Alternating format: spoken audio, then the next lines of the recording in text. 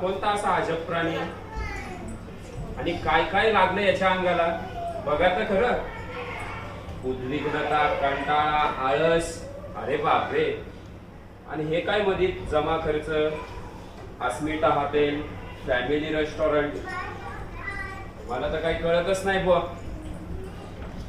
ए मित्रा, अरे ए मित्रा, अरे मित्रा,